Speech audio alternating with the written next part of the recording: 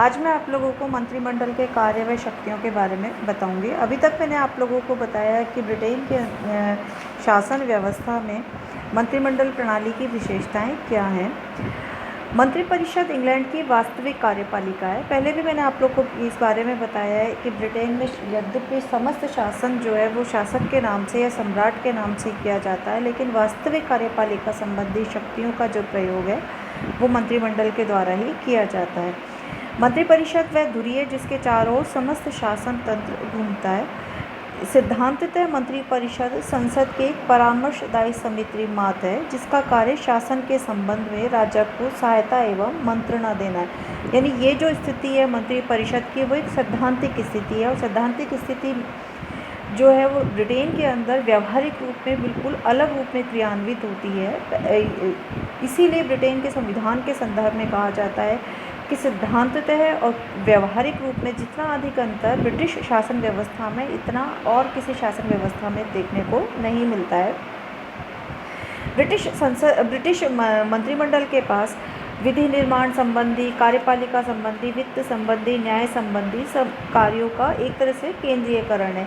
यानी जितने भी तरह के देश में कार्यपालिका संबंधी कार्य किए जाते हैं उन सब का वास्तविक रूप में प्रयोग जो है ब्रिटिश मंत्रिमंडल के द्वारा ही किया जाता है।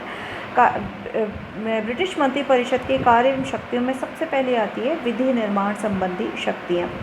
यद्यपि हम ये जानते हैं कि एक सरकार के अंगों का जब हम विवेचन करते हैं तो सबसे पहली चीज़ ये आती है कि कानून बनाने का जो कार्य है वो व्यवस्थापिका के द्वारा किया जाता है। और ब्रिटेन में व्यवस्थापिका कौन है? वहाँ की संसद। और यहाँ पे हम किसके कार्य और शक्तियाँ पढ़ रहे हैं? मंत्रिमंडल के। तो मंत्रिमंडल के कार्य शक्तियों में विधि निर्माण संबंधी कार्य अगर सम्मिलित किया जा रहा है तो इसका सबसे बड़ा कारण क्या है कि राजनीतिक परिस्थितियां इस रूप में परिवर्तित हो गई है कि सैद्धांतिक रूप में कानून बनाने का जो कार्य संसद का हुआ करता था, व्यवहारिक रूप में यह कार्य ब्रिटेन में मंत्रिपरिषद के द्वारा किया जाता है। क्योंकि जितने भी विधायी मामलों का संचालन है उनका निर्देशन, उनको संचालित करने का जो कार्य है वो मंत्रिपरिषद ही संसद को करती है। कानून संसद में बनते हैं लेकिन उनके स्वरूप को निर्धारित करने का जो कार्य है वो मंत्रिपरिषद के द्वारा ही किया जाता है। मंत्रिपरिषद यह निश्चित करती है कि संसद की बैठकें कब बुलाई जाए, कब उसे स्थगित किया जाए और कब उसे भंग किया जाए। मंत्रिपरिषद ही राजा का उद्घाटन भाषण तैयार करती है जिसमें आगामी सत्र के लिए सरकार की सामान्य नीति और उसके कार्यक्रमों की रूपरेखा ही रहती है। अगला आता है मंत्रिपरिषद के कार्यों में कार्यपालिका संबंधी कार्य। कार्यपालिका संबंधी कार्यों में तो मंत्रिपरिषद महत्वपूर्ण स्थान रखती है। मंत्रिपरिषद आंतरिक तथा बाह्य दोनों क्षेत्रों में शासन की नीति निर्धारण करती है। आंतरिक और बाह्य क्षेत्रों से आशय है कि आंतरिक यानी ब्रिटेन के संबंध में और बाह्य स्थितियों से आशय है कि विदेशों के साथ जो संबंध स्थापित किए जाते हैं उन संदर्भ में भी निर्णय लेने का जो कार्य है वो मंत्रिपरिषद के द्वारा ही किया जाता है।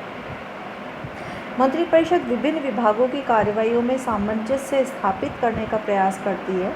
1918 की शासन यंत्र समिति के प्रतिवेदन में मंत्रिपरिषद के मुख्य कार्य बताए गए थे। पहला है संसद के समक्ष प्रस्तुत की जाने वाली नीति को अंतिम रूप प्रदान करना। दूसरा है संसद द्वारा निर्धारित नीति के अनुसार राष्ट्रीय कार्यपालिका पर नियंत्रण रखना।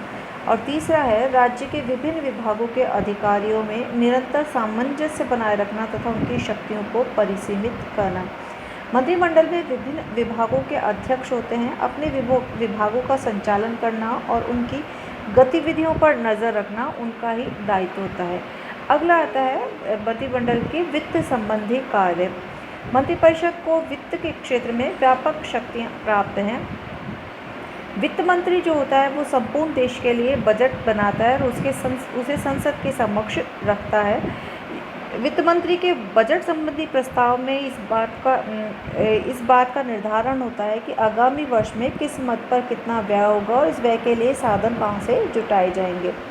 जिस रूप में संसद में वित्त मंत्री बजट प्रस्ताव रखता है सामान्यतः वह उसी रूप में पारित हो जाता है, क्योंकि सरकार का जो है वो संसद में बहुमत होता है। तो सरकार के द्वारा किए गए प्रस्ताव को उसी रूप में संसद के अंदर पारित किया जा सकता है। अगला है न्याय संबंधी कार्य।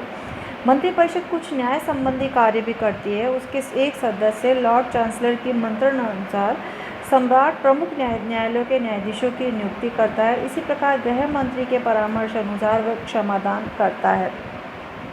आप लोगों ने सुना होगा कि राष्ट्रपति या सम्राट के पास क्षमादान का अधिकार होता है। तो राष्ट्रपति वो या सम्राट के द्वारा जब अपनी शक्ति का प्रयोग किया जाता है तो वो सामान्यतः मंत्रिपरिषद के परामर्श के अनुसार ही इस निर्णय को लेता है। यानी कुल मिला के ब्रिटिश मंत्रिपरिषद के संबंध में ये कहा जा सकता है कि सरकार का शासन तंत्र चक्रों के भीतर चलने वाला चक्र है। बाहरी घेरे में कॉमन सभा में बहुमत रखने वाला दल आता है, अगले घेरे में मंत्रिपरिषद आता है जिसमें उस दल के सर्वाधिक सक्रिय सदस्य होते हैं। नेक्स्ट टॉपिक आता है मंत्रिमंडल के प्रकार। यद्यपि इस तरह के जो मंत्रिमंडल के प्रकार की जो कंसेप्ट है वो ब्रिटिश शासन व्यवस्था में देखने को मिलता है। मंत्रिमंडल के 4 प्रकार जो हैं ब्रिटिश शासन में देखे जा सकते हैं। पहला, साझा मंत्रिमंडल।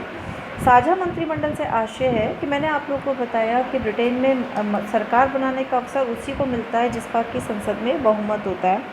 कभी कभी कॉमन सभा में किसी भी दल का बहुमत नहीं रहता है, अतः कॉमन सभा का विश्वास प्राप्त करने के लिए कई दलों को मिलकर सरकार बनानी पड़ती है। इसके अतिरिक्त कभी कभी देश के अंदर आपातकालीन स्थितियां भी पैदा हो सकती हैं, जैसे युद्ध संबंधी आपातकाल है या वित्तीय आपातकाल है।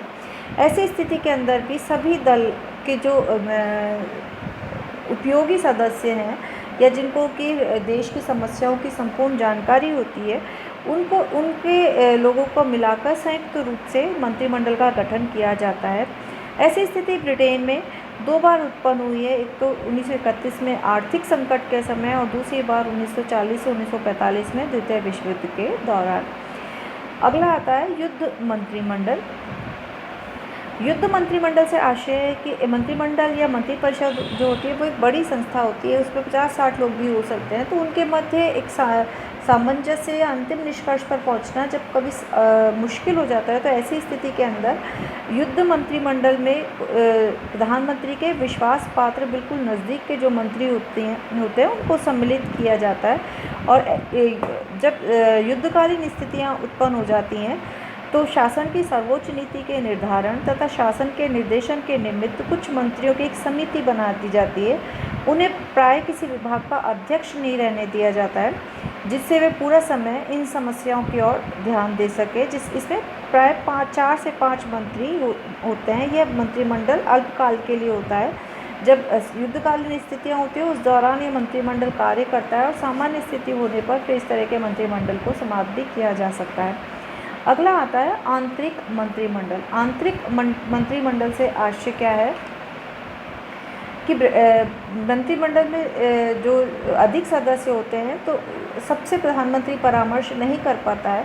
ऐसी स्थिति में 4-5 प्रमुख विश्वास पात्र मंत्रियों से सलाह लेता है और शासन संबंधी सर्वोच्च नीतियों का निर्धारण वस्तुतः आंतरिक मंत्रिमंडल ही करता है। और अंतिम है छाया मंत्रिमंडल। छाया मंत्रिमंडल, इसको शैडो कैबिनेट के नाम से भी जानते हैं, इसका आशय है कि विरोधी दल के नेता द्वारा बनाया गया काल्पनिक मंत्रिमंडल छाया मंत्रिमंडल। यानी एक तो सत्ता पक्ष के लोग जो कि बहुमत जिस दल को मिलता है उस दल को सरकार बनाने का अवसर मिलता है, और दूसरा जो दल बचता है उसको विपक्षी दल कहते हैं। और विपक्षी दल के नेता के द्वारा बनाया गया जो मंत्रिमंडल होता है उसको छाया मंत्रिमंडल होता है। विरोधी दल के सदस्य छाया मंत्रिमंडल के माध्यम से विभिन्न विभागों के संबंध में प्रशिक्षित हो जाते हैं।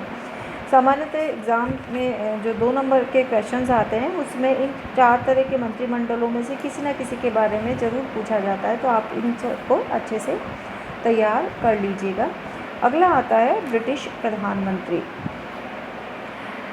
ब्रिटिश प्रधानमंत्री के संबंध में मैंने आप लोगों को बताया था कि कैबिनेट के सदस्यों की अध्यक्षता पहले तो राजा के द्वारा की जाती थी, लेकिन वहाँ के जो सम्राट थे चार्ल्स फर्स्ट और सेकंड, उनको चूँकि अंग्रेज़ी भाषा का ज्ञान नहीं था तो ऐसी स्थिति के अंदर कैबिनेट के सदस्यों की अध्यक्षता जिस व्यक्ति के द्वारा की गई वही ब्रिटेन के अंदर प्रधानमंत्री के पद के रूप में विकसित हुआ।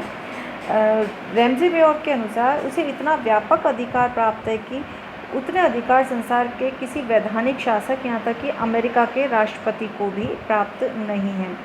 प्रधानमंत्री लोक सदन में बहुमत दल का नेता होता है। बहुमत दल का नेता होता है, केवल कुछ अपवाद स्वरूप स्थितियों में राजा अपने स्वाविवेक का प्रयोग कर सकता है और ऐसी स्थिति सामान्यतः तब उत्पन्न होती है जबकि कॉमन सभा में किसी एक दल को पूर्ण बहुमत प्राप्त नहीं होता है। वर्तमान समय में ब्रिटिश प्रधानमंत्री जो है वो देश का संपूर्ण शक्तियों का एक केंद्रीकरण के रूप में माना जा सकता है कि समस्त निर्णय जो हैं वो ब्रिटिश प्रधानमंत्री के नेतृत्व में ही लिए जाते हैं। प्रधानमंत्री के कार्यों में सबसे पहला है मंत्रिमंडल का निर्माण, यानी प्रधानमंत्री सम्राट की तरफ से मंत्रिमंडल के निर्माण में पूर्ण रूप से स्वतंत्र है। मंत्रिमंडल की जो भी सूची सम्राट को दे दी जाती है उसी की स्वीकृति उसके द्वारा हो जाती है। ये प्रधानमंत्री का चयन सम्राट करता है और मंत्रिपरिषद के सदस्यों का चयन प्रधानमंत्री करता है। प्रधानमंत्री जिनको चुनता है सम्राट उन्हीं को मंत्री के रूप में शपथ दिला देता है। अगला है मंत्रिमंडल का कार्य संचालन। मंत्रिमंडल का कार्य सुचारू रूप से चलता रहे। कभी कभी मंत्रियों में परस्पर मतभेद उत्पन्न हो जाते हैं तो उस संदर्भ में प्रधानमंत्री को हस्तक्षेप करना पड़ता है। अगला है मंत्रिमंडल की अध्यक्षता। प्रधानमंत्री मंत्रिमंडल की जब भी बैठकें होती हैं उनकी अध्यक्षता करता है। मंत्रिमंडल का अंत यानी मंत्रियों के चयन के संदर्भ में और मंत्रिमंडल को भंग करने के संबंध में प्रधानमंत्री को अंतिम अधिकार प्राप्त है। यदि प्रधानमंत्री और किसी अन्य मंत्री के बीच कोई मतभेद उत्पन्न हो जाता है तो ऐसी दशा में प्रधानमंत्री उस मंत्री को मंत्रिमंडल छोड़ने के लिए बाध्य कर सकता है। अगला आता है सम्राट को परामर्श देना। प्रधानमंत्री वह कड़ी है जो संसद और सम्राट तथा मंत्रिमंडल और राजा को जोड़ती है। वह प्रधानमंत्री की हैसियत से संसद तथा मंत्रिमंडल के निर्णयों से राजा को अवगत कराता है। अगला है लोक सदन का नेतृत्व। प्रधानमंत्री लोक सदन का या कॉमन सभा का नेता भी होता है। लोक सदन के नेता होने के कारण वह अपने दल के बहुमत के कारण प्रधानमंत्री लोक सदन को अपने नियंत्रण में बनाए रखता है। प्रधानमंत्री को अपने मंत्रियों के साथ संसद में संपूर्ण व्यवस्थापन कार्य का संचालन करना पड़ता है और प्रशासन संबंधी सब प्रश्नों का उत्तर देते हुए संसद का सीधा सामना करना पड़ता है। अगला है शासन का संचालन। वास्तविक रूप में शासन प्रमुख के रूप में सभी अधिकारों का प्रयोग प्रधानमंत्री व उसके मंत्रिमंडल द्वारा किया जाता है। अगला आता है दल का नेता। प्रधानमंत्री न सिर्फ देश का नेता होता है बल्कि अपने उस राजनीतिक दल का भी नेता होता है जिसके प्रतिनिधित्व वो सदन में करता है। अगला है नियुक्तियाँ। सम्राट समस्त उच्च स्तरीय नियुक्तियाँ प्रधानमंत्री की सिफारिश से ही करते हैं। प्रधानमंत्री की सिफारिश पर लॉर्ड सभा में नए लॉर्ड नियुक्त किए जाते हैं। सभी उपाधियाँ प्रधानमंत्री की सिफारिश पर ही सम्राट द्वारा दी जाती है। अगला है संकटकालीन शक्तियाँ। ब्रिटिश संविधान में संकटकालीन स्थिति की स्पष्ट व्यवस्था नहीं है। प्राय व्यवहार में संकट के समय ब्रिटिश प्रधानमंत्री के दायित्व और शक्तियों में वृद्धि हो जाती है। संकट के समय प्रधानमंत्री तानाशाह के रूप में कार्य करता है। प्रथम और द्वितीय विश्व युद्ध के समय लॉर्ड जॉर्ज तथा चर्चिल ने अभूतपूर्व शक्तियों का प्रयोग किया था।